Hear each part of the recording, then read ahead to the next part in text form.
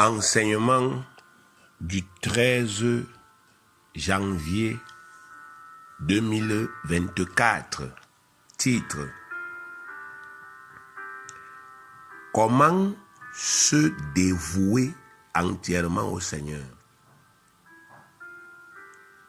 Comment se dévouer entièrement au Seigneur? Par Nganke Abraham, serviteur dévoué du Seigneur Jésus-Christ. Bien-aimés,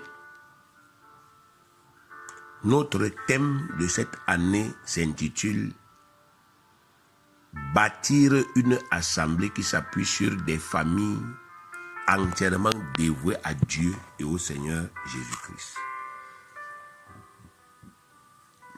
Bâtir une assemblée qui s'appuie sur des familles entièrement dévouées à Dieu et au Seigneur Jésus-Christ. Ce thème est une recommandation du Seigneur notre Dieu. Une recommandation que nous devons comprendre parfaitement, à laquelle nous devons adhérer totalement et que nous devons pratiquer rigoureusement pour obtenir les résultats que nous désirons pendant cette année. Donc ce thème-là, c'est un commandement que le Seigneur notre Dieu nous donne. Un commandement que chacun de nous, quel que soit son âge, qu'il soit un enfant, qu'il soit un jeune ou bien qu'il soit un adulte, doit s'efforcer de comprendre parfaitement. Un commandement auquel il doit adhérer totalement et qu'il doit pratiquer rigoureusement pour que nous obtenions les résultats que, n'est-ce pas, nous voulons obtenir cette année sur le plan collectif et sur le plan individuel. C'est une réponse que Dieu nous donne. Dieu nous répond toujours par des principes de sa parole, par des lois. Donc nous voulons réaliser quelque chose de grand pour Dieu. Et Dieu nous répond par des lois qui sont dans sa parole et que les autres ont pratiquées avant nous. Donc nous ne devons pas voir ça comme un simple enseignement qui vient meubler notre intelligence, augmenter notre connaissance. Non. Nous devons voir ça comme une loi que Dieu nous demande de pratiquer pendant cette année. Jacques chapitre 1, le verset 22, voici ce qui est écrit. Jacques chapitre 1, le verset 22. Mettez en pratique la parole. Mettez en pratique la parole. Ne vous bornez pas à l'écouter en vous trompant vous-même par des faux raisonnements. Mettez en pratique la parole. C'est-à-dire appliquer les principes et les lois qui sont dans la parole. Ça rejoint Josué chapitre 1, le verset 8.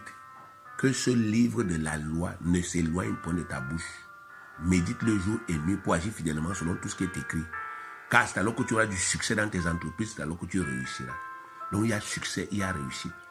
Nous, bien-aimés, nous sommes des croyants honnêtes. Du moins, nous avons choisi d'être des croyants honnêtes. Et un croyant honnête, c'est quelqu'un, quel que soit son âge, j'insiste dessus.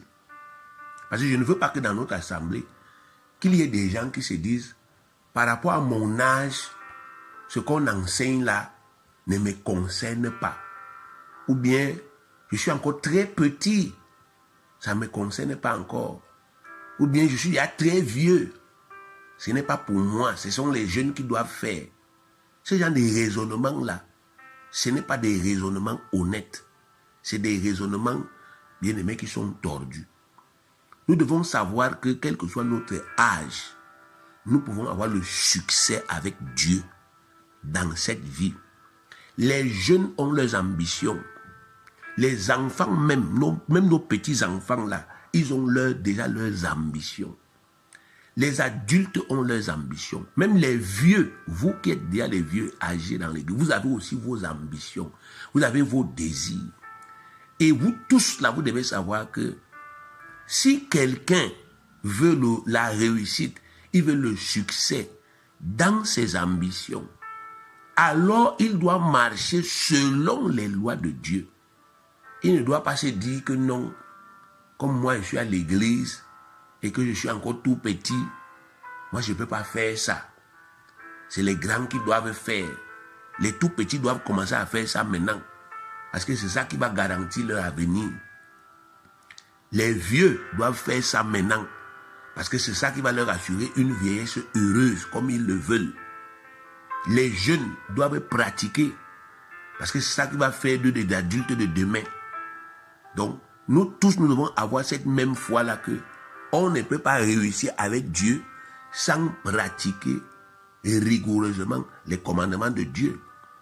Parce que justement, c'est ce que les fausses églises, les faux pasteurs répandent là-dehors. Ils créent des églises là où il y a des milliers de personnes. Mais ils n'enseignent pas des principes de la parole de Dieu. Ils enseignent des affabulations. Venez acheter mon huile. Venez acheter mes mouchoirs. Venez donner tant. Ça va se multiplier.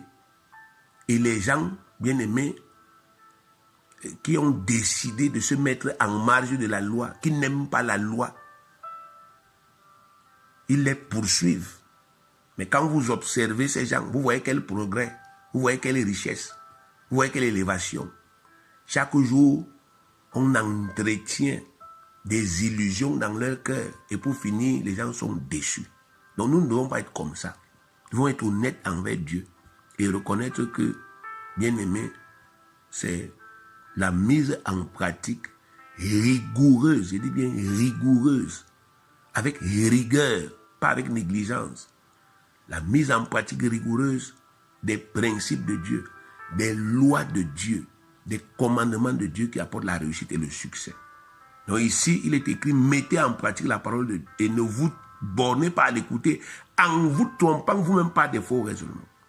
Donc les faux raisonnements dans ce cas précis, c'est les idées selon lesquelles nous pouvons négliger le commandement du Seigneur. Nous pouvons le banaliser ou bien même ne pas l'appliquer, mais nous aurons quand même des résultats. C'est ça qu'on appelle un faux raisonnement. C'est comme ça que tu raisonnais, bien aimé. Commence par te corriger radicalement.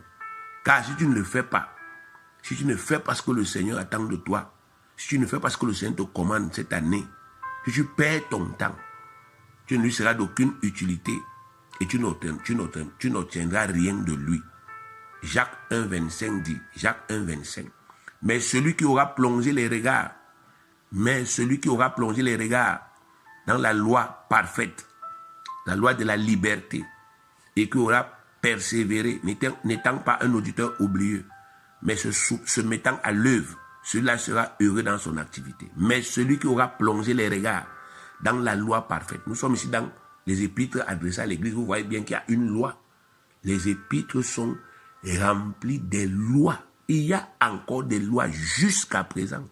Mais on appelle ces lois la loi parfaite, la loi de la liberté.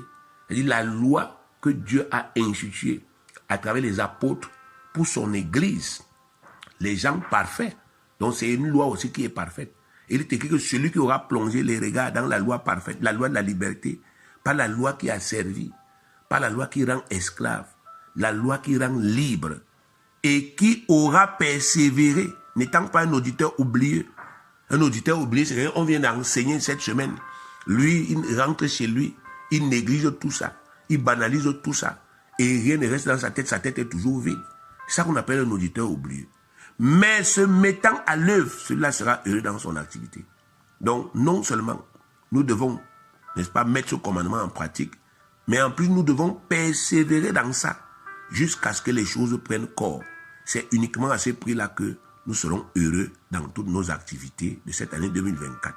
Donc, prenons conscience, bien aimés, et ce sont des tergiversés. Alors, la dévotion, c'est quoi? La dévotion, c'est la consécration totale.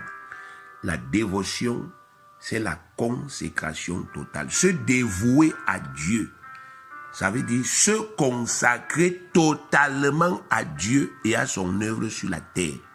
Se consacrer totalement à Dieu et se consacrer totalement à l'œuvre de Dieu sur la terre. Si je veux parler terre à terre, ça veut dire devenir, n'est-ce pas, un fonctionnaire n'est-ce pas, effectivement, du royaume de Dieu sur la terre-ci. Un serviteur du royaume de Dieu sur la terre-ci. Je ne suis pas en train de dire que se dévouer à Dieu, bien aimé, veut dire devenir serviteur de Dieu à plein temps. Abandonner ce qu'on est en train de faire actuellement pour devenir pasteur, pour devenir prophète ou évangéliste à plein temps. Non. Ceux qui ont cet appel parmi nous, l'appel à plein temps, se reconnaissent et nous n'avons plus besoin de le leur rappeler. Ils savent pertinemment que Dieu leur a dit un jour, laisse-moi tout ce que tu fais là et sers-moi. Les gens là qui ont cet appel dans cette église, ils se connaissent. Même ceux qui étaient dans cette église, qui ont cet appel mais qui sont partis, ils se connaissent. S'ils font autre chose que ça, ça les regarde. Ils sont suffisamment instruits et ils sont libres. Nous n'avons plus besoin de leur dire quoi que ce soit. Ils ont déjà été instruits. Ce que je suis en train de dire ici, c'est que se dévouer à Dieu veut dire consacrer totalement sa vie à Dieu et à l'œuvre terrestre de Dieu. Consacrer totalement sa vie à Dieu et à l'œuvre terrestre de Dieu. Ça veut dire se mettre à part soi-même. Se mettre à part soi-même pour servir Dieu et pour servir les desseins de Dieu sur la terre. C'est ça que ça veut dire. Je me mets à part sur la terre-ci pour servir Dieu et pour servir les desseins de Dieu sur la terre pendant toute la durée de ma vie. Romains 12, verset 1. Romains chapitre 12, le verset 1.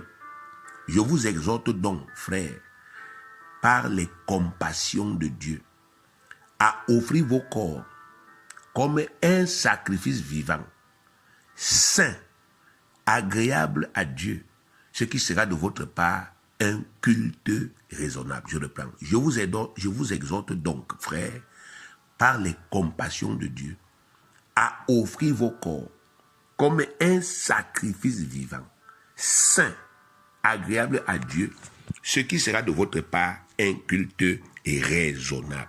Bien aimé, ce verset contient toutes les explications dont nous avons besoin pour comprendre la dévotion à Dieu et pour comprendre son processus, c'est-à-dire on fait comment. Alors, premièrement, l'apôtre Paul dit, je vous exhorte donc. Il s'adresse aux chrétiens bien-aimés de Rome. Il dit, je vous exhorte donc. Exhorter, bien-aimé, veut dire encourager. Ça veut dire inciter. Ça veut dire pousser. Donc, le rôle de l'homme de Dieu est de vous encourager à vous dévouer au Seigneur. C'est de vous inciter et de vous pousser à le faire.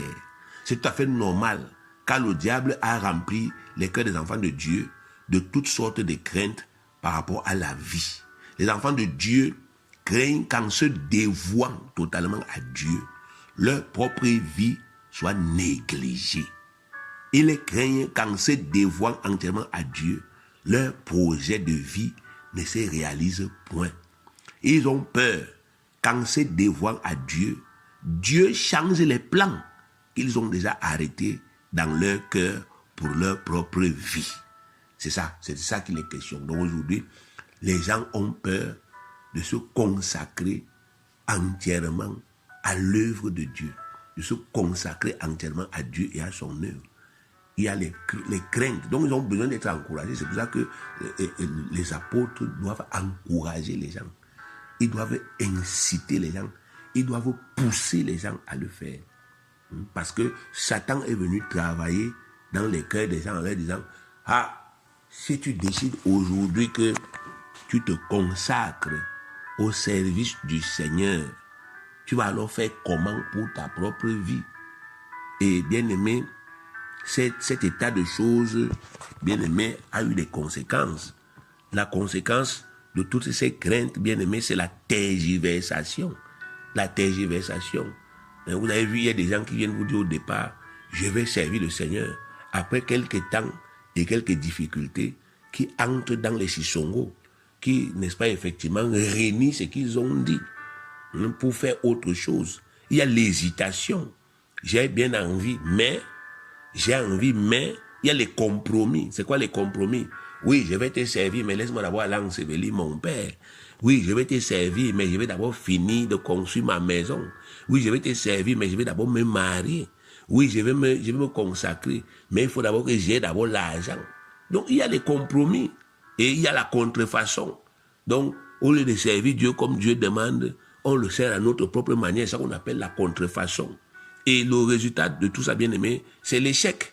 Car sans Christ, nous ne pouvons rien faire. Même pas nos propres plans de vie, on ne peut rien faire. On ne peut rien réaliser.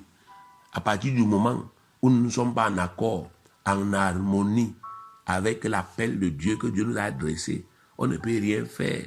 Jean chapitre 15, verset 5 dit ceci. Je suis le cep, vous êtes les sarments. Celui qui demeure en moi et en qui je demeure porte beaucoup de fruits. Car sans moi, vous ne pouvez rien faire. Celui qui demeure en moi et en qui je demeure, c'est de la communion parfaite.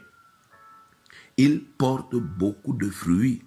Car sans moi, vous ne pouvez rien faire. Même vos propres plans de vie que vous avez décidé, n'est-ce pas, effectivement, de réaliser là. Et le Seigneur Jésus dit ici, vous ne pouvez rien faire. Bon, les plus téméraires vont continuer à dire, non, moi ça marche petit à petit, donc je vole un peu ici, je vole un peu Dieu de l'autre côté, je vole là-bas, et je réalise. Bien aimé, et rien n'est en train d'avancer. Un jour, tout ça va s'écrouler, et vous allez comprendre trop tard. Mais c'est parce que Dieu veut, parce qu'il est amour. Dieu, lui, il aime que quand il te parle, tu te convertis. C'est écrit que quand tu entends la voix de Dieu, n'endurcis pas ton cœur. Ne continue pas d'être téméraire, parce que tu risques d'être seul dans la honte. Tu risques d'être seul dans, n'est-ce pas, effectivement, la déception. Et il ne faut pas jouer les durs avec Dieu. Il ne faut pas jouer les malins avec Dieu. C'est Dieu qui commande les cieux et la terre. Il est le souverain. Il n'y a personne. Je vous ai déjà dit ça. Et je continue de vous dire, le message de cette année, dans le sous-thème, la Bible dit que c'est Jésus qui nous donne. Personne ne peut aller arracher quelque chose de la main de Jésus. Et vous ne pouvez pas être en inadéquation avec l'appel de Dieu, avec les commandements de Dieu, et vous obtenez le bonheur promis par Dieu. La Bible dit dans Proverbe 10, 28 que c'est la bénédiction de l'Éternel qui enrichit, il a fait sur d'aucun chagrin. Si Dieu ne bénit pas, ce que vous faites là, vous faites ça pour rien. Et vous serez dans la confusion. Puisque vous êtes les appelés, vous êtes le peuple de Dieu, vous avez besoin d'être instruits. Et vous avez besoin d'être honnête. Si vous, qui êtes les enfants de Dieu, vous commencez par être malhonnête, quel est le message que vous allez répercuter?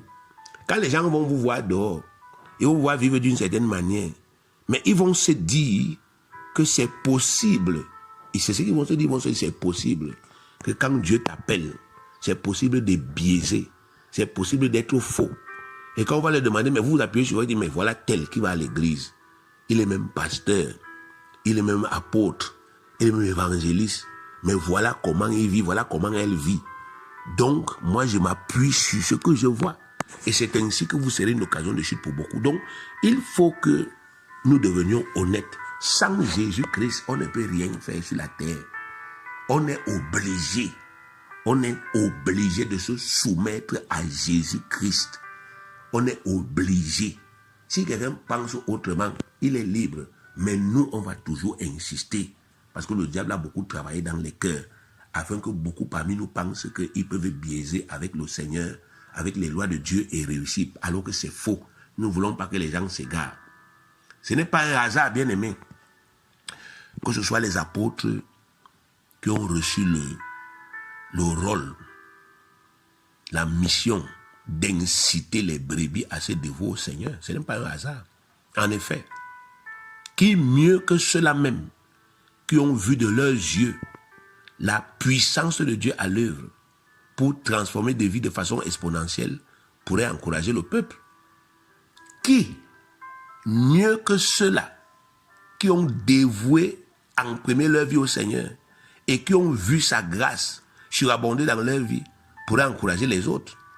Seuls les apôtres le pouvaient, parce qu'ils étaient les témoignages vivants de la fidélité de Dieu envers ceux qui se dévouent entièrement à lui. Seuls eux avaient et étaient la preuve vivante que celui qui se dévoue à Dieu ne peut jamais être déçu de quelque manière que ce soit par ce Dieu-là. Acte 4, verset 34, la partie A. Acte des Apôtres, chapitre 4, le verset 34, la partie A. Car il n'y avait parmi eux, parmi les apôtres, aucun indigent. Aucun indigent. Il n'y avait pas de pauvres. Il n'y avait aucun pauvre parmi les apôtres, les premiers apôtres. Aucun. Pourtant, ces apôtres-là ont tout abandonné pour servir Dieu à plein temps. La logique voudrait qu'au fur et à mesure que le temps passe, ils deviennent plus pauvres parce qu'ils ont tout abandonné. Tout ce qui pouvait leur donner l'argent, ils ont abandonné. Mais on constate qu'il n'y avait parmi eux aucun pauvre. Mais par contre, Judas, qui, n'est-ce pas, effectivement, avait été le bandit de la bande, il était le malhonnête, celui qui avait commencé déjà à voler, parce qu'il se disait qu'on ne sait jamais. Il dit, Jésus peut me décevoir demain, donc il commençait déjà à voler et à acheter ses terrains, alors que le Seigneur ne lui avait pas dit de le faire. Mais c'est lui qui a fini dans la misère, c'est lui qui a fini dans la mort. Une fois encore, ici la parole nous montre qu'on ne peut pas tromper Dieu, on ne peut pas biaiser avec Dieu. Judas était malhonnête. Il était dans l'église, on enseignait. Mais ça entrait dans une oreille, ça sortait de l'autre côté. Et lui, il s'est dit, je ne peux pas me soumettre à cette histoire. Je n'abandonne pas tout. Comme j'ai tout abandonné là, ça veut dire que je dois me servir. S'il ne me donne pas, j'arrache. Et on a vu là où ça l'a conduit, bien aimé. Seuls les gens qui se sont déjà dévoués entièrement au Seigneur et qui ont des preuves tangibles de sa fidélité envers eux peuvent communiquer cette même foi aux autres. Lisons le psaume 37, verset 25. Psaume 37, verset 25. J'ai été jeune, c'est David qui parle. J'ai été jeune, j'ai vieilli. Et je n'ai point vu le juste abandonner ni sa postérité mendiant son pain. J'ai été jeune, j'ai vieilli. Je n'ai jamais vu le juste abandonné. Je n'ai jamais vu un type, on dit, il a été juste envers Dieu. Il a été juste envers la parole de Dieu. Il a été juste envers le peuple de Dieu. Il a été juste envers l'œuvre de Dieu. Et le voilà qui est abandonné. Il ne s'en sort pas. Ou bien encore, voilà ses enfants qui sont les mendiants aujourd'hui. Il dit, je n'ai jamais vu. Et David a vécu pratiquement 100 ans. Donc, il dit, en 100 ans, je n'ai pas vu. En pratiquement 100 ans sur la terre, si moi, je n'ai pas vu ça. Donc, ça veut dire que, bien aimé, aujourd'hui, nous devons prendre conscience qu'il y a des gens qui se sont consacrés à Dieu et qui ont vu la fidélité de Dieu. Ces gens-là, ils ont le droit de nous inciter. L'apôtre Paul fait partie des gens qui ont tout abandonné pour servir Dieu. Il a vu la fidélité de Dieu et c'est lui qui incite, n'est-ce pas, les Romains à se consacrer à Dieu. Faites donc confiance aux apôtres et cessez de tergiverser. Cessez d'être sages à vos propres yeux. Cessez d'être des petits malins, des petits rusés. Croyez et agissez comme les apôtres vous encouragent à le faire. Vous ne serez pas déçus. 2 Chroniques 20-20. 2 Chroniques 20-20 dit ceci. Le lendemain, il se mit en marche de grand matin pour le désert de Tekoa. À leur départ, Josaphat, c'est le roi, Josaphat se présenta et dit, « Écoutez-moi, Juda et habitants de Jérusalem. Confiez-vous en l'Éternel, votre Dieu, et vous serez affermis. Confiez-vous en ses prophètes et vous réussirez. » Regardez le mot réussite. Il dit, confiez-vous en ses prophètes et vous réussirez. Vous pouvez enlever prophète ici, vous menez homme de Dieu. Confiez-vous aux hommes de Dieu et vous réussirez. Confiez-vous aux apôtres de Dieu et vous réussirez. Il parle de réussite. Donc vous devez apprendre à faire confiance aux hommes que Dieu a placés devant vous. Les hommes qui ont fait confiance à Dieu. Et Dieu a honoré la confiance qu'ils lui ont faite. Vous avez des preuves que ces hommes sont des hommes de Dieu. Parce que vous avez déjà vu avec vos propres yeux comment ils vous ont rendu ministère. On a fait des choses dans vos vies. Des choses que vous ne pouviez pas faire. L'apôtre Paul dit qu'on a sémé dans vos vies des biens spirituels. Vous avez vu avec vos propres yeux les effets du travail que nous avons fait dans vos vies. Donc ça doit vous inciter à avoir confiance aux directives que nous vous donnons. Vous ne devez pas être dans notre assemblée, mais vous êtes nos ennemis cachés. Vous êtes, n'est-ce pas, effectivement, nos adversaires. Et vous travaillez à contrer, à aller contre ce que nous donnons comme directive. À ce moment-là, bien-aimé, Dieu vous traitera comme il a traité Saphira et son mari Ananias. Et nous ne souhaitons pas ça.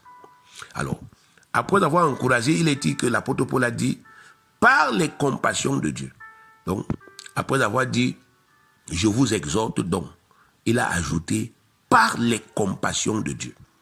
Alors, donc, je vous exhorte donc, par les compassions de Dieu. La compassion, bien-aimé, c'est un sentiment d'amour profond. Il dit bien profond, qui permet à Dieu de percevoir notre peine, de percevoir notre peine, de se mettre à notre place, de ressentir notre souffrance et qui le pousse à faire quelque chose pour nous en délivrer. C'est ce qu'on appelle la compassion.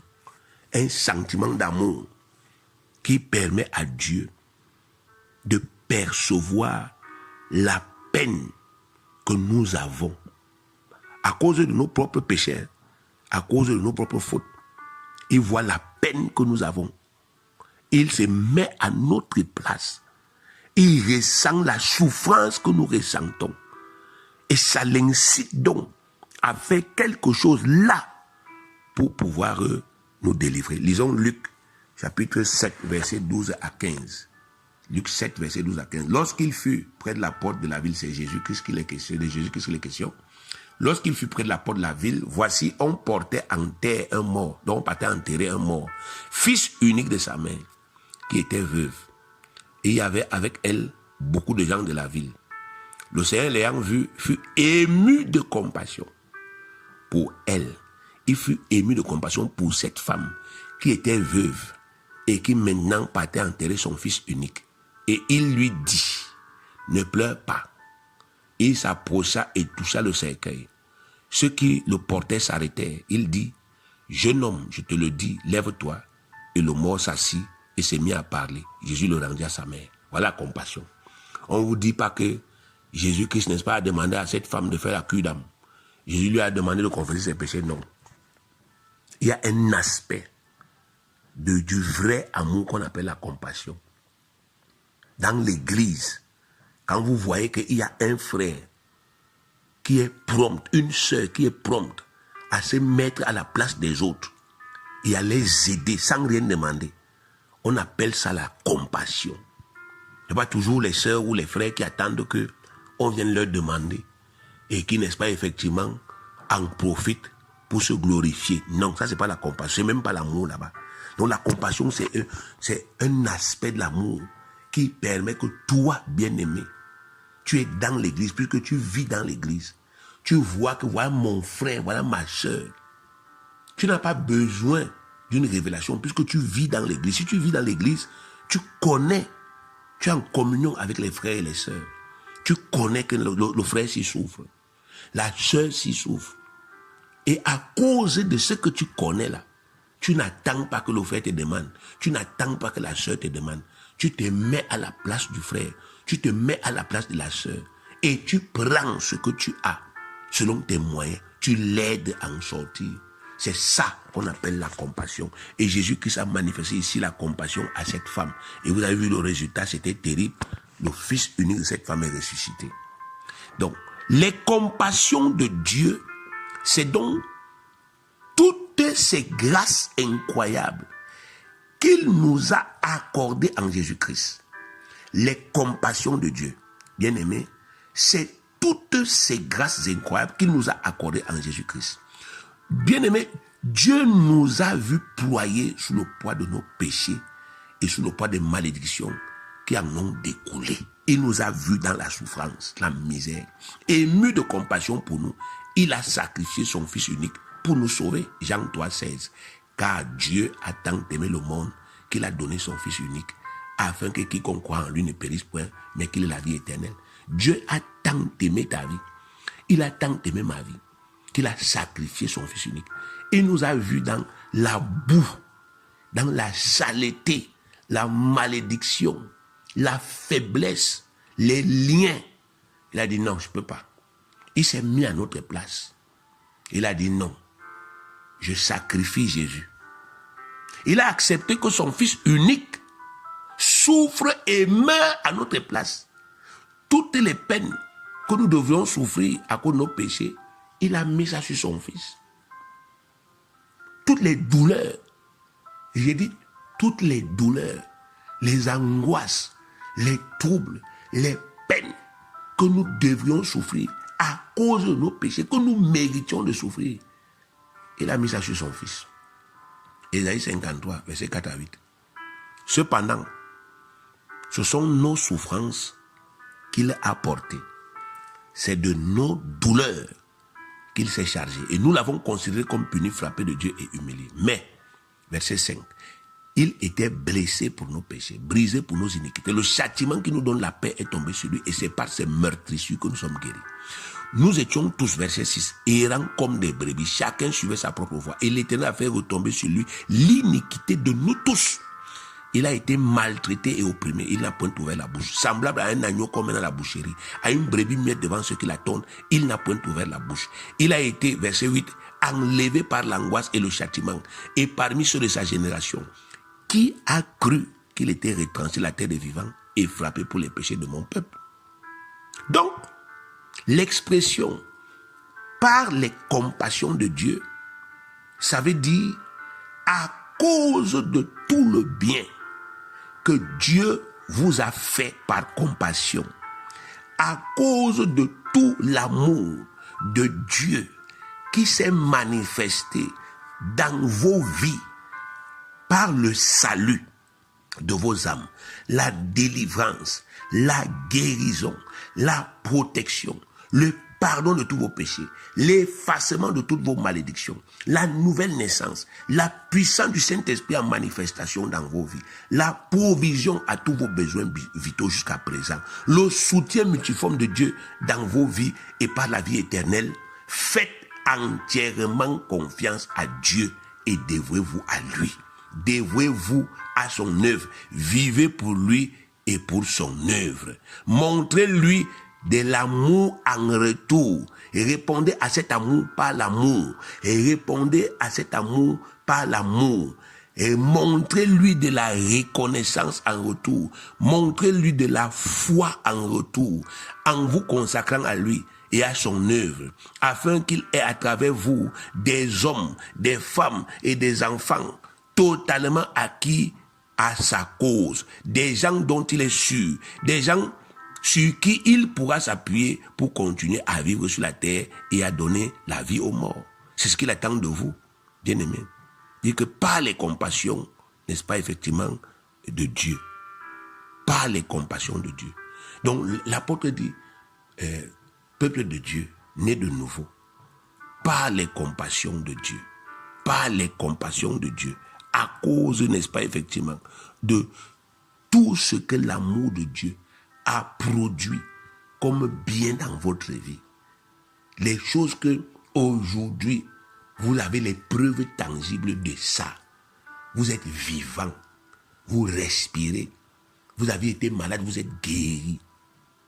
Vous jouissez de la protection. Le malheur est même parfois arrivé, mais il vous a consolé. Il vous a consolé, il vous a soutenu, il vous a fait du bien, il a ôté vos péchés, il a ôté vos malédictions, il a fait de vous ses enfants, il a fait de vous ses héritiers, il vous a donné cette puissance, le Saint-Esprit. Aujourd'hui, vous dominez les démons, vous connaissez la vérité. À cause de tout ça, dévouez-vous à Dieu, dévouez-vous au Seigneur, consacrez-lui vos vies. Il a fait tout ça pour que vous ayez confiance en lui. Et que vous vous dévouez, et que vous deveniez pour lui des acquis, des hommes, des femmes et des enfants, sur qui il peut désormais s'appuyer pour continuer à donner la vie aux morts sur la terre-ci.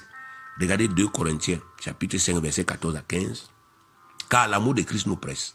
Car l'amour de Christ nous presse. Ça nous presse à quel niveau? Ça nous presse dans nos cœurs. Le cœur est le siège de l'amour.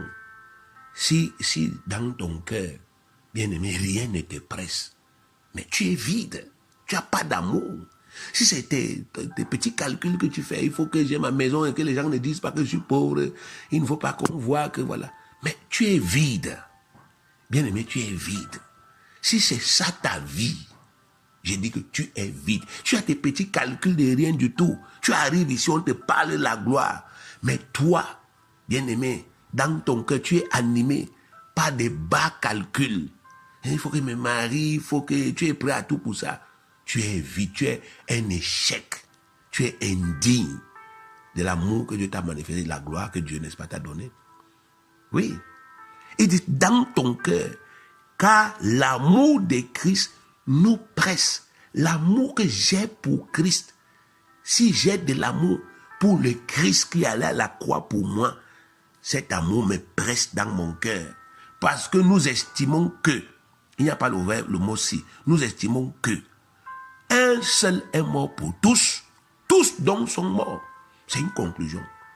Un seul est mort pour tous, tous donc sont morts. Verset 15. Et qu'il est mort pour tous, afin que ceux qui vivent ne vivent plus pour eux-mêmes, mais pour celui qui est mort et ressuscité pour eux. Voilà, bien-aimé. Christ n'a pas fait le sacrifice de sa vie pour que nous continuions à vivre à notre église, comme on veut, comme on pense. Il est venu dans la puissance pour que, n'est-ce pas, effectivement, on puisse de plus en plus mal vivre. On puisse de plus en plus vivre comme des bœufs qui ne sont pas attelés. Non, jamais. Si c'était ça le but, il ne se serait jamais sacrifié. Personne ne peut sacrifier sa vie pour que les bénéficiaires de ce sacrifice vivent comme bon leur semble, avec les bienfaits qui en ont découlé. Jamais. Vous ne pouvez pas faire un sacrifice aujourd'hui, n'est-ce pas, effectivement, pour un frère ou pour une sœur, afin que le frère prenne ce sacrifice-là pour aller faire ce qu'il veut avec. Vous allez dire jamais de la vie. Vous allez refuser. Même certaines personnes ont semé à l'église. Ils ont dit, j'avais donné ça pour qu'on achète les chaises. Comme on n'a pas acheté les chaises, ils maugréent dans leur cœur. Ils critiquent, ils maudissent même. Il y a des gens qui font ça, bien aimé. Donc ça prouve que Christ ne s'est pas sacrifié pour que, effectivement, nous utilisons maintenant les retombées de ce sacrifice-là pour faire ce que nous voulons, comment nous voulons, sans tenir compte de sa volonté. Jamais. On doit défendre ses intérêts, on doit vivre pour lui. On ne doit plus marcher comme on veut. Éphésiens 4, 17. Voici donc ce que j'ai dit, ce que j'ai déclaré dans le Seigneur, c'est que vous ne devez plus marcher comme les païens qui marchent selon la vanité de leurs pensées. Vous ne devez plus marcher comme les païens. Les païens marchent selon la vanité de leurs pensées. Ils vivent pour l'argent, ils vivent pour le sexe, ils vivent pour le plaisir, ils vivent pour les ambitions terrestres. Dieu dit que ce n'est pas comme ça que vous devez marcher. Vous n'êtes plus des païens. Vous étiez ça hier. Maintenant, vous appartenez. Vous êtes la propriété de Christ. Vous n'êtes pas libre. Il vous a racheté, donc il vous a payé. Il a payé. Vous étiez vendu comme ça sur le marché. Vous étiez exposé comme la marchandise. La marchandise. Et maintenant, lui, le Fils de Dieu, il vous a payé. Vous lui appartenez. Donc il peut vous obliger. Il peut vous obliger à briser votre volonté. Parce que vous lui appartenez. Alors, quelque chose qui m'appartient ne peut pas me dire non. Donc le Christ est capable de vous briser si c'est nécessaire. Parce que vous êtes à lui. Il vous a racheté. Mais ce n'est pas ce qu'il veut. Il veut que vous compreniez que non. Il a payé. Et il est digne de confiance. Et que vous vous dévouez à lui. Si Christ est mort pour nous, c'est parce qu'il croyait que nous saurions lui être reconnaissants éternellement pour ce qu'il a fait. Et par conséquent, que nous nous dévouerons naturellement à lui et à sa cause. Si ce n'est pas comme ça que vous réfléchissez, bien aimé, sachez que vous n'irez nulle part cette année avec votre Dieu. Sauf si vous vous corrigez. Et enfin, il dit, l'apôtre Paul, dans le même verset là, Romains 12, verset 1, il dit, à offrir vos corps comme un sacrifice vivant, saint, agréable à Dieu, ce qui sera de votre part un culte raisonnable. Ici, le mot corps représente tout notre être. Il s'agit d'une figure de rhétorique qu'on appelle la métonymie et qui consiste à prendre le contenant pour le contenu. Donc Dieu ne veut pas seulement que nos corps physiques lui soient consacrés. Il veut tout notre être. En commençant par notre cœur. Parce que c'est dans le cœur que l'homme vit. Donc l'exhortation de l'homme de Dieu ici est simple. Peuple de Dieu, à cause de tout le bien que Dieu vous a fait, gratuitement, par compassion, à cause de ça, offrez-lui vous-même vos vies tout entières en sacrifice. Donnez-lui vous-même vos vies tout entières en sacrifice pour le servir comme il le mérite. Donnez-lui vos vies à cause de toutes ces compassions dans vos vies. Ayez confiance en lui et donnez-lui vos vies vous-même, qui ne viennent pas arracher, vous-même donnez-lui, c'est offrez-lui. Dites-lui que voici ma vie, je te l'offre en sacrifice, un sacrifice saint, un sacrifice pur, propre pour ton service pendant tout le temps de ma vie, quel que soit mon âge. Offrez-lui vos vies. La vie d'un homme comporte 4 plans, le spirituel, le mental, le physique et le matériel. Offrir sa vie tout entière en sacrifice à Dieu veut dire consacrer chaque plan de sa vie à Dieu. Vous voyez, c'est différent de servir Dieu à plein temps. Ça veut dire consacrer chaque plan de sa vie à Dieu, offrir à Dieu chaque aspect de sa vie, servir Dieu avec chaque plan de sa vie, c'est tout. Donc, la vie d'un homme, c'est 4 plans. Le plan spirituel, le plan mental, le plan physique et le plan matériel.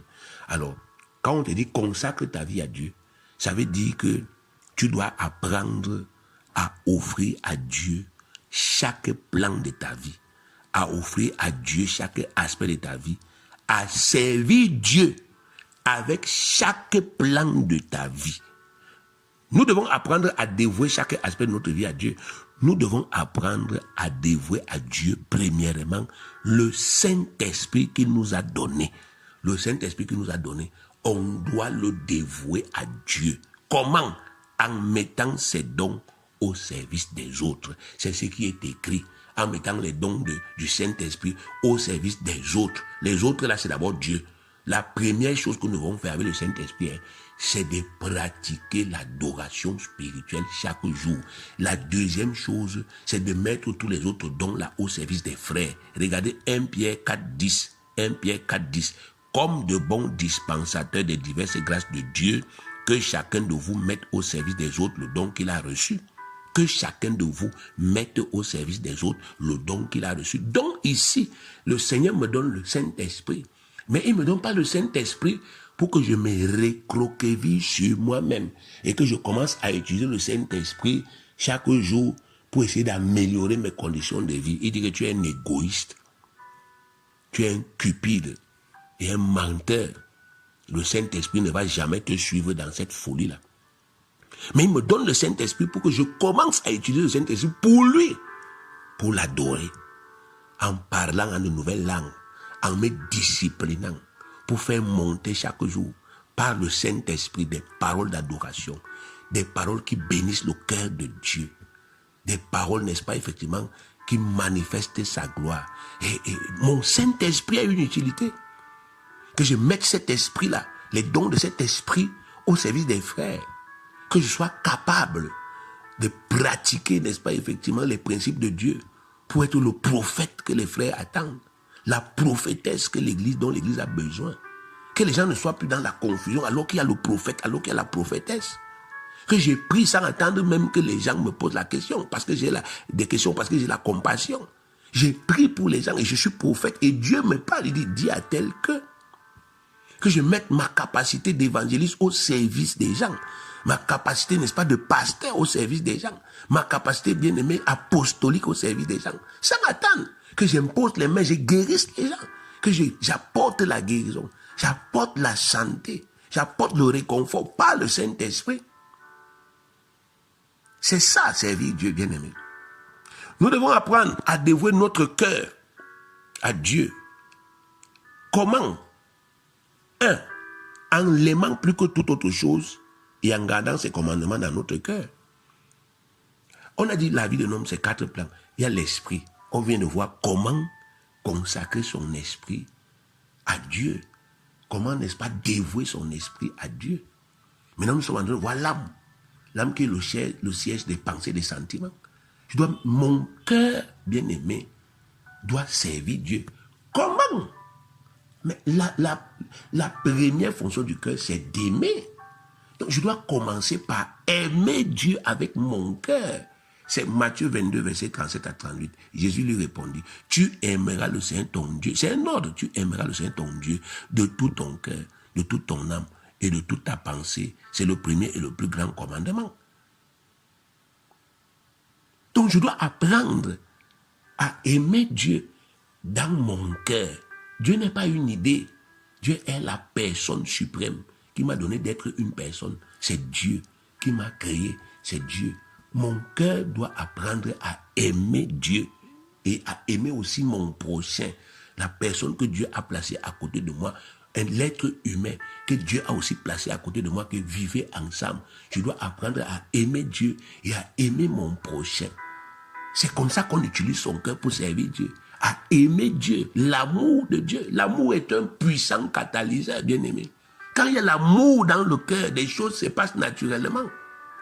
Donc je dois apprendre ça. Je dois aussi apprendre à garder ses commandements. Regardez, 1 Jean 5, 3. Car l'amour de Dieu consiste à garder ses commandements et ses commandements ne sont pas pénibles. Je dois apprendre à garder les commandements. Voilà un commandement que Dieu nous a donné pour ce début d'année. Mais depuis que Dieu m'a parlé, bien-aimé, moi, je m'efforce de garder ça dans mon cœur. Et je m'efforce de vous aider à être conscient de cela. Je n'ai pas fait que j'ai enseigné et puis bon, c'est fini. J'ai dit à Dieu, bon papa, j'ai déjà rempli ma mission, j'ai enseigné. Bon maintenant, bénis-moi. Non! Non seulement j'ai enseigné, mais je continue à travailler pour vous amener à une pleine compréhension. Pour que ça reste vivant dans vos cœurs. Et que vous alignez vos pensées sur cet enseignement. Et que vous soyez bénis. Donc on ne peut pas simplement dire j'aime Dieu. Dieu dit que si tu m'aimes, garde mes commandements. Donc tu dois apprendre à garder les commandements que Dieu te donne dans ton cœur. C'est ça l'utilité du cœur. Tant que cette parole de Dieu, bien-aimé, les commandements du Seigneur, tant que les commandements du Seigneur là sont dans nos cœurs, tant que ces commandements sont dans nos cœurs, et tant que cet amour est dans notre cœur, bien-aimé, ils nous préserveront de pécher contre Dieu. Il n'y a pas 36 solutions. Regardez le psaume 119, le verset 11. Psaume 119, verset 11. Je sais ta parole dans mon cœur, afin de ne pas pécher contre toi. C'est pour cela qu'ils s'en sont sortis. Donc David dit ici que je sais ta parole dans mon cœur. Ça suppose qu'il y a toujours quelqu'un qui veut arracher. Il y a toujours quelqu'un qui veut voler. Il y a toujours quelqu'un qui veut enlever ça. Mais David a dit non, je sais ça fortement pour qu'il n'enlève pas. Et c'est pour cela que j'évite de pécher contre toi. Donc nous devons apprendre à le faire. Nous devons apprendre à dévouer nos corps, les corps que nous avons ici, à Dieu. Afin que nos corps soient des temples saints pour son esprit. Que nous soyons permanemment en bonne santé. Et que nous ayons la force physique nécessaire pour le servir pendant longtemps. Dieu veut que nous le servions pendant longtemps. Imaginez-vous si nous commençons à gâter nos propres corps. Si nous commençons à traiter nos corps n'importe comment, on mange n'importe comment, on boit n'importe comment, on n'entretient pas nos corps, mais on va se rendre nous-mêmes malades, handicapés, de telle sorte que, bien aimé, à un certain moment, malgré le fait que nous serons encore sur cette terre, on ne pourra plus le servir. Physiquement, on sera faible. Très tôt, on sera impuissant. On ne pourra plus faire les choses de Dieu comme il faut que Dieu, comme Dieu attend que nous le fassions. Donc, on doit apprendre à garder nos corps, à entretenir nos corps, à protéger nos corps, afin que nos corps durent le plus longtemps possible. Parce que c'est le corps qui est la partie physique de l'homme. C'est le corps qui porte, n'est-ce pas, tout en lui. Le Saint-Esprit dans le corps, l'âme est à l'intérieur. Donc, c'est le corps qui marche, qui va à gauche, qui va à droite, qui travaille. On doit, n'est-ce pas, l'entretenir en sachant que lui, il est un instrument entre les mains du Seigneur. Regardez 1 Corinthiens 6, 19. Ne savez-vous pas que votre corps est le temple du Saint-Esprit qui est en vous, que vous avez reçu de Dieu et que vous ne vous appartenez point à vous-même? Galates chapitre 6, verset 17, Galates 6, 17. Que personne désormais ne me fasse de la peine, car je porte sur mon corps les marques de Jésus. Imaginez-vous si Jésus lui-même n'avait pas de corps. Il allait porter nos péchés dans quoi? Et si Jésus avait gâté son corps, le moment de nous sauver, on a trouvé que son corps est gâté, ça ne peut plus sauver. Non, il s'est préservé. Nous devons aussi apprendre à préserver nos corps. 1 Corinthiens 9, 27. 1 Corinthiens 9, 27. Mais je traite durement mon corps. Je traite durement mon corps. Et je le tiens assujetti, de peur d'être moi-même rejeté après avoir prêché aux autres. Donc je traite durement mon corps pour que mon corps soit performant et que mon corps ne doit pas être une pierre d'achoppement pour moi, que mon corps ne m'entraîne même pas dans le péché. Donc vous voyez, bien aimé, c'est ça, offrir son corps à Dieu. C'est prendre soin de ce corps-là. C'est discipliner ce corps. C'est entretenir ce corps afin que ce corps soit utile pour le Seigneur pendant toute la durée de notre vie. Nous devons apprendre chaque jour à dévouer à Dieu nos biens matériels, notre argent, nos richesses, à consacrer. L'argent fait partie de nous. C'est notre argent, ça fait partie de notre vie. C'est un aspect. Notre vie se mesure aussi par rapport à la quantité des biens matériels que nous possédons. C'est notre patrimoine. Vous avez le terrain, c'est pour vous. Vous avez la maison, c'est pour vous. Ce sont vos biens. Vous n'allez pas peut-être mourir avec, mais vous allez laisser ça à votre descendance. Mais Dieu dit que nous devons apprendre à consacrer nos biens, notre argent, nos richesses à Dieu, afin que ces choses périssables servent premièrement les desseins du Seigneur sur la terre. Voilà la finalité. Ta maison que tu as là doit être consacrée à Dieu pour lui être utile. Non pas seulement pour que les gens, bien-aimés, viennent se rassembler là-bas pour prier, mais pour héberger le frère ou la sœur qui n'a pas actuellement où dormir, pour lui dire, mais viens dormir ici. Le temps que tu es, n'est-ce pas, effectivement, une maison, tu dois utiliser ça. Ton argent doit servir Dieu en premier, pas en seconde position. Non, Seigneur, moi je donne juste ce que je peux te donner. Je me concentre d'abord sur mes biens. Bien aimé, lorsque ça va se gâter, tu vas prier qui? Tu ne peux pas mépriser Dieu en ce qui concerne l'argent. Et puis maintenant, quand tu as les problèmes d'argent, tu viens prier Dieu. Il n'y aura pas de solution. Luc 6, 38, il est écrit, donnez, et il vous sera donné. C'est Jésus qui parle. On versera dans votre sein une bonne mesure serrée, secouée et qui déborde. Quand vous mesurez avec la mesure dont vous serez servi. Moi, je vois parmi vous des gens qui espèrent un jour qu'on va leur payer la dîme parce qu'ils vont servir Dieu. Mais qui ne payent pas la dîme aujourd'hui. Des gens qui espèrent que les gens vont faire les sacrifices pour eux pendant qu'ils seront des hommes de Dieu, mais qui aujourd'hui ne font aucun sacrifice. Quand on leur donne, ils prennent. Quand on leur donne, ils mangent. Mais ils n'apprennent pas à faire des sacrifices. Bien aimé, ça c'est quel raisonnement? C'est un raisonnement tordu, c'est la qualité de raisonnement de Judas. C'est ça qui a fait qu'ils se perdent. Voilà la parole de Dieu ici. Je me dévoue. Je me dévoue. Et on a lu, une fois nous avons lu 2 Corinthiens chapitre 8 qui nous a montré que les hommes qui sont dévoués à Dieu, même quand ils sont pauvres, ils donnent le meilleur d'eux-mêmes. Luc 8, verset 1 à 3. Luc 8, verset 1 à 3. Ensuite, Jésus allait de ville en ville et de village en village, prêchant et annonçant la bonne nouvelle du royaume de Dieu. Les 12 étaient avec lui et quelques femmes qui avaient été guéries d'esprits malins et de maladies. Marie, dite de Magdala, de laquelle était sorti 7 démons. Jeanne, femme de Chouza, intendant d'Hérode, Suzanne et plusieurs autres, qui l'assistaient de leurs biens. C'était pas périodique. C'était un devoir, une consécration pour ces femmes-là. Leurs biens étaient consacrés à l'assistance du Seigneur Jésus. Vous entendez ça, bien-aimé? C'était pas que non, chaque mois vous allez cotiser 5 000 francs pour le loyer. Jamais. La première des choses que ces femmes faisaient, c'est que quels sont les besoins de Jésus de Nazareth? Et chacune prenait, dit que voici pour le mois-ci, voilà mes 100 000. L'autre disait, voilà mes 1 million parce que je suis plus riche. L'autre disait, voilà mes 10 000. C'est comme ça que ces femmes faisaient. Elles assistaient le Seigneur. Elles vivaient avec le Seigneur. Et elles assistaient le Seigneur. Pourtant, c'était des femmes mariées. Mais elles ont trouvé grâce auprès de leur mari. Parce que les maris ont vu les effets du travail de Jésus dans la vie de ces femmes-là. Et elles ont été bénies. On a dit nulle part qu'elles ont été appauvries. Acte 4, verset 32 à 37. La multitude de ceux qui avaient cru n'était qu'un cœur et qu'une âme. Nul ne disait que ses biens lui appartiennent en propre, mais tout était commun entre eux. Voilà servir Dieu avec ses biens. On utilise le mot les biens. Si la première église a prospéré, bien aimé, c'est parce qu'ils ont réglé cette question de biens. Aujourd'hui, nous devons encore travailler dessus. Il ne faut pas que nous pensions que nous avons déjà cru. On a vu des exemples puisque les gens sont venus à l'église pour nous escroquer, pour nous voler, pour, n'est-ce pas, effectivement, exploiter ce que le Seigneur mettait à notre disposition. Ils sont à quel niveau? Ils ont quoi? Est-ce que vous pensez qu'on peut tromper le Seigneur? On ne peut pas tromper le Seigneur.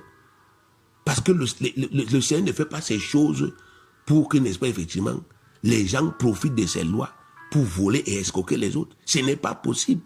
On dit d'abord, la multitude de ceux qui avaient cru n'était qu'un cœur et qu'une âme.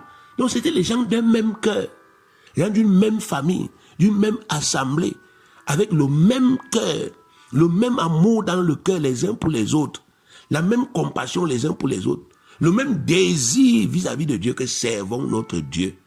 Donc, sans aucune crainte, ils faisaient confiance aux apôtres. Ils venaient déposer ce qu'ils avaient. Et ce sont les apôtres qui géraient. Quelqu'un ne partait pas dire derrière que non, comme j'avais donné tel, et l'apôtre a acheté la chaussure, je commence à me plaindre. Non. Mensonge, tromperie, lisons. Les apôtres rendaient avec beaucoup de force témoignage de la résurrection du Seigneur Jésus et une grande grâce reposait sur eux tous, car il n'y avait parmi eux aucun indigent. Tous ceux qui possédaient des champs ou des maisons les vendaient, apportaient le prix de ce qu'ils avaient vendu et le déposaient aux pieds des apôtres. Et l'on faisait distribution à chacun selon qu'il en avait besoin. Donc c'est comme ça que ça s'est passé. Les apôtres, quand on avait déposé, les apôtres répartissaient. Pierre disait, Jean, toi tu n'as pas de femme, prends ceci. Toi, tel, toi tu as la femme et les enfants, prends comme ça. C'est Pierre et les autres qui répartissaient. Ils donnaient. Et il n'y avait pas de murmure. Donc, bien aimés, nous devons apprendre à servir Dieu avec, n'est-ce pas, effectivement, toutes les choses que Dieu nous a données. Nous devons apprendre à consacrer notre temps à Dieu, bien aimés. Notre temps, le temps que Dieu nous donne. Hein? On ne doit pas gérer notre temps comme ça.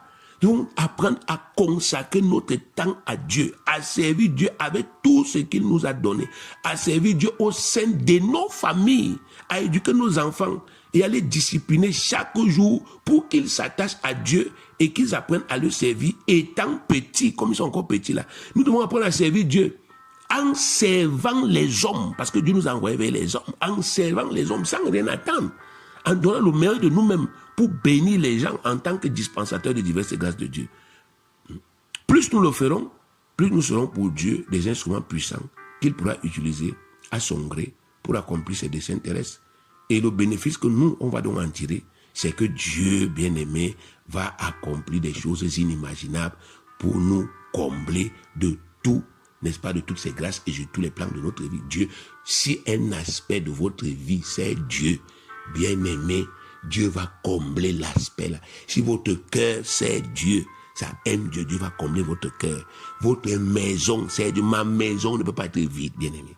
Ma maison, je le proclame, je suis le témoin vivant. Ma maison ne peut pas être vide. Parce que moi, ma maison, nous servons le Dieu vivant sur la terre. Ma vie ne peut pas être vide.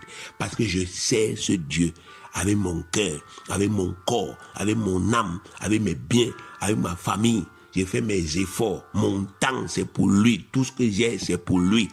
Je ne peux pas. Je ne pourrai jamais. Quelqu'un ne va jamais s'arrêter comme ça un jour et dire, oh voilà, alors le pasteur Ngang qui est là, qui trime. Jamais, bien aimé. Au grand jamais.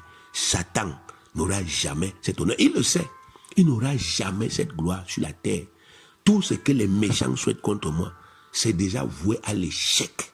Et ça ne s'accomplira jamais. Dieu est à l'œuvre dans ma vie. Et il ne permettra jamais que je sois dessus. Vous savez que, n'est-ce pas, il y a eu une persécution, quand vous lisez Actes des Apôtres, chapitre 8, il y a eu une persécution terrible à Jérusalem, le jour où on a tué Étienne. On vous dit que Philippe a été obligé de fuir, mais en fuyant, il servait Dieu, parce qu'il était dévoué. Lisons Actes 8, versets 4 à 8. Ceux qui avaient été dispersés allaient de lieu en lieu, annonçant la bonne nouvelle de la parole. Philippe étant descendu dans la ville de Samarie, il prêcha le Christ. Les foules tout entières étaient attentives à ce que disait Philippe lorsqu'elles apprirent et virent les miracles qu'il faisait. Car des esprits impurs sortis de plusieurs démoniaques en poussant des grands cris et beaucoup de paralytiques et de boiteux furent guéris. Verset 8. Et il y eut une grande joie dans cette ville. Quelqu'un qui avait été affligé, qui avait tout perdu, on dit qu'il a donné la joie aux gens dans une ville. Alors qu'il était devenu sans domicile fixe. Il avait son sac au dos avec sa charrette là où il y avait ses matelas et tout ça. Il fuyait avec sa femme et ses enfants. Mais on vous dit qu'il a prêché. Toute une ville s'est convertie là-bas le jour-là. Et regardez ce que Dieu a fait pour lui. Acte chapitre 8, verset 26 à 29. Un ange du Seigneur s'adressant à Philippe lui dit, lève-toi et va du côté du midi, sur le chemin qui descend de Jérusalem à Gaza, celui qui est désert. Il se leva et partit. Et voici un Éthiopien, un eunuque ministre de Candace, reine d'Éthiopie, et surintendant de tous les trésors, venu à Jérusalem pour adorer, s'en retournait assis sur son char et lisait le prophète Ésaïe. L'Esprit dit à Philippe, avance et approche-toi de ce char. La suite, vous connaissez. Cet homme est né de nouveau et il a béni Philippe abondamment. Voilà les miracles, la connexion là. Philippe serait resté à Jérusalem. Philippe serait resté dans son coin en train de parler en langue et de crier, Seigneur, donne-moi, donne-moi, donne-moi. Il n'aurait jamais eu ça. C'est quand il a décidé d'agir comme un homme consacré à Dieu, malgré le malheur qui lui est arrivé, de continuer à mettre son temps, de continuer à mettre ses talents, son esprit, ses dons au service de Dieu et des gens. C'est là, quand lui-même a donné la joie aux autres, c'est là où Dieu aussi lui a répondu. Donc, bien-aimés, voilà ce que Dieu attend de nous. Que chacun de nous, aujourd'hui, bien-aimés, prenne acte de cela. Et que Dieu lui-même vous amène à une pleine conviction.